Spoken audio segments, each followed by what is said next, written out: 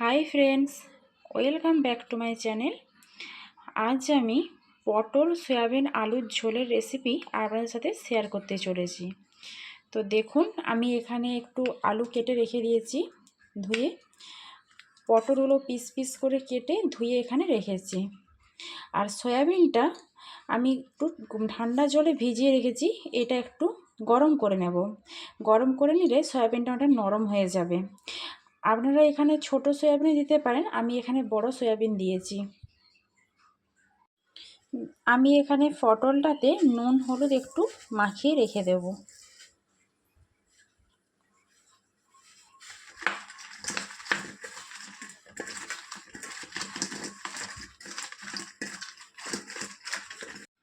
দেখুন, সয়াবিনটা যেই জলে আমি ডুবিয়ে রেখেছিলাম সেই জল সমেত আমি এটা সেদ্ধ করে নিয়েছি।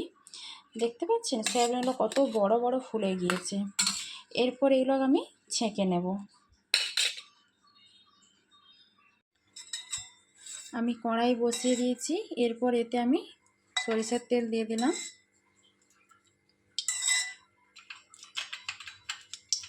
পটলের সাথে যে আলুগুলো কেটে রেখেছিলাম সেই আলুগুলো আমি ভেজে নেব।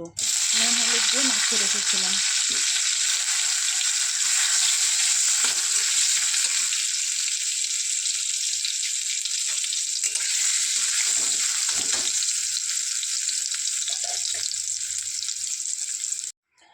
দেখুন, আলুগুলো ভেজে তুলে নিয়েছি। ওই তেলে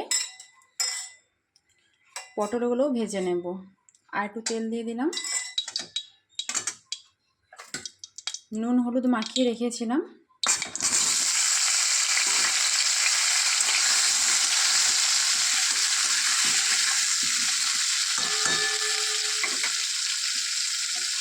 পটল ভাজার পর কড়াইতে যে তেলটা ছিল ওই কড়াইতে আমি আরেকটু সামান্য তেল দিয়ে সয়াবিনটা ভেজে নেব।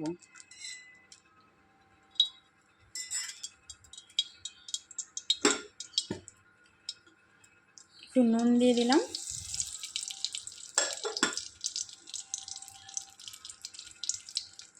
আর একটু তেলে হলুদ দিয়ে দিলাম, নাহলে সয়াবিনগুলো চিটিয়ে যেতে পারে, তো সেই জন্য। এরপর সয়াবিনগুলো দিয়ে দিচ্ছি।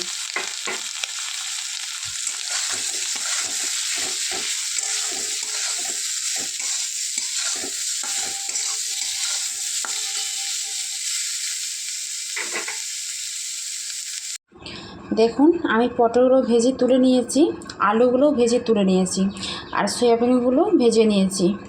এইভাবে ভাজতে হবে। সয়াবিন পটলের ঝোল বানানোর জন্য আমি কি কি মশলা নিয়েছি আপনারা দেখুন। এখানে একটা গোটা পেঁয়াজ কুচি করে রেখেছি, একটা তেজপাতা, লং দুটো, এলাচ দুটো, আর দারচিনি এক টুকরো, একটা টমেটো কুচি করে রেখেছি, আদা রসুনের পেস্ট, হলুদ গুঁড়ো, জিরে গুঁড়ো, ধনে গুঁড়ো, আর 3টা শুকনো লঙ্কা মিক্সারে পেস্ট করে এখানে রেখেছি। দেখুন, ওই কড়াইতেই আমি তেল দিয়ে দেব।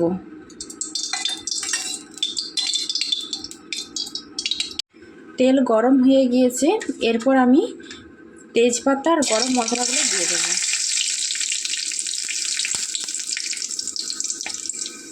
এরপর আমি পেঁয়াজ কুচিটা দিয়ে দেবো।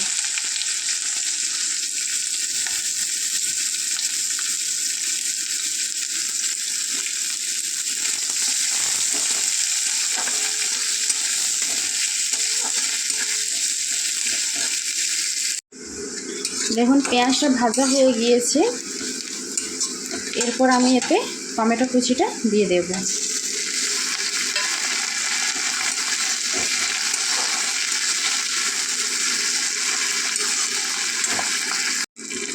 দেখুন, টমেটোটা ভাজা হয়ে গিয়েছে আর অনেকটাই গলে গিয়েছে। এরপর এতে আমি আদা রসুনের পেস্টটা দিয়ে দেব।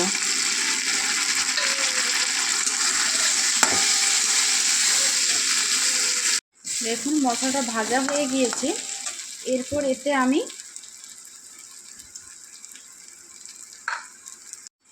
মশলাটা ভাজা হয়ে গিয়েছে। এরপর এতে আমি হলুদ, লঙ্কা গুঁড়ি, জিরা গুঁড়ি সব একটা বাটিতে জলে গুলিয়ে নিয়ে এলাম, সেটাই দিয়ে দিলাম।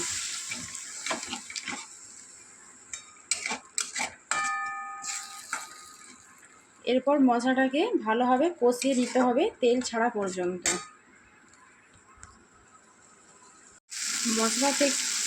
মশলা থেকে তেল ছেড়ে দিয়েছে, দেখুন কত সুন্দর মশলা থেকে তেল ছেড়ে দিয়েছে। মশলাটা ভালোভাবে কষানো হয়ে গেছে। এরপর এতে আমরা পটল, সয়াবিন, আলুটা দিয়ে দেব।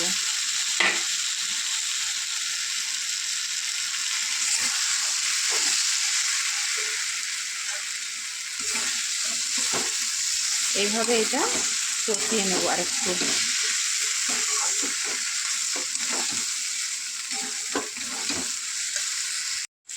দেখুন মশলার সাথে এগুলো কষিয়ে নিয়েছি। এরপর এতে জল দিয়ে দেব। পরিমাণ মতন জল দিবেন, যে যতটা ঝোল পছন্দ করে।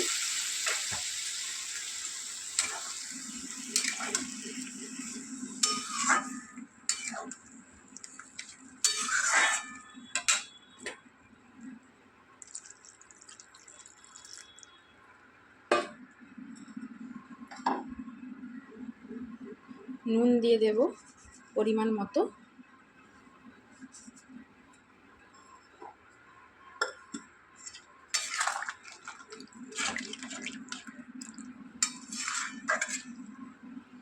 ঝোলটা ফুটে গেলে নামিয়ে নেব। দেখুন কত সুন্দর ঝোলটা ফুটে গিয়েছে। এরপরে এটাতে আমি একটু সামান্য ঘি দিয়ে দিয়েছি।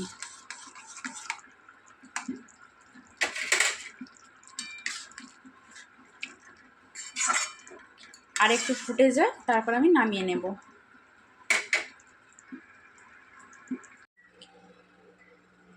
কড়াই থেকে নামিয়ে নিয়েছি। দেখুন কত সুন্দর হয়েছে, কালারটাও কত সুন্দর আসছে। আমার রান্নাটা আপনাদের কেমন লাগলো অতি অবশ্যই কমেন্টে জানাবেন। আমার চ্যানেলটা সাবস্ক্রাইব করে দিবেন, আর রান্নাটা যদি ভালো লেগে থাকে একটা লাইক করে দিবেন। টাটা।